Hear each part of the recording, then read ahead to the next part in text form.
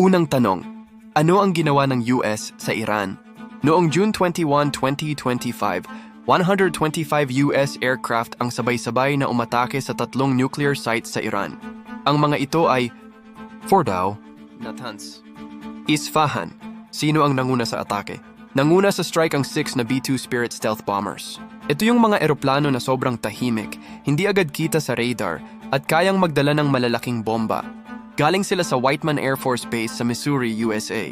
Imagine mo ang layo nila, pero nakaabot pa rin sila sa gitna ng Middle East. Astig, di ba? Anong sumunod? Habang lumilipad ang B-2, nuclear submarines ng US sa dagat ng Persian Gulf ay nag-launch ng 30 cruise missiles. Target nito, mga building at kagamitan ng Iran na nasa ibabaw ng lupa, gaya ng power systems at ventilation shafts. Nakabawas ito sa depensa ng Iran bago dumating ang B-2. Paano nakaabot ang B-2 sa layo? Good question. Ang B-2 ay malakas sa gasolina, kaya habang nasa ere, may mga KC-135 Stratotanker na lumilipad din para mag-refuel sa gitna ng langit. Pero hindi rin safe ang mga tanker kaya may kasama silang FA-18 Super Hornets at EA-18 Growlers para protektahan sila. Ano ang trabaho ng EA-18 Growler?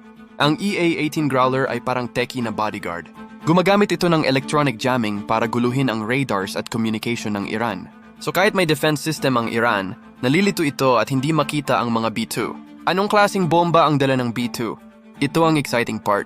Dala nila ang tinatawag na GBU-57 Massive Ordnance Penetrator.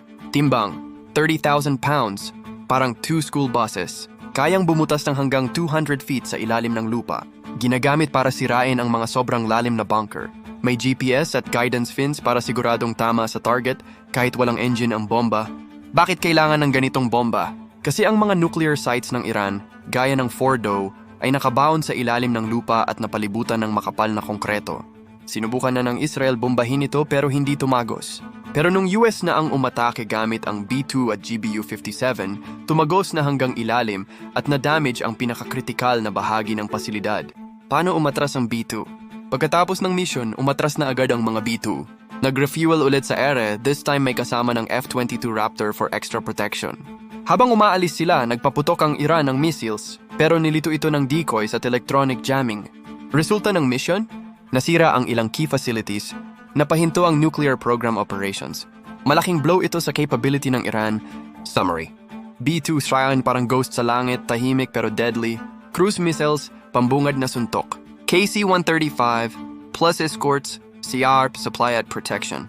GBU-57, ibomba na kayang tumagos sa mga malalalim na bunker. Growlers gather tech warriors sa ere. Outcome, such na damage ang malalalim na nuclear facilities ng Iran.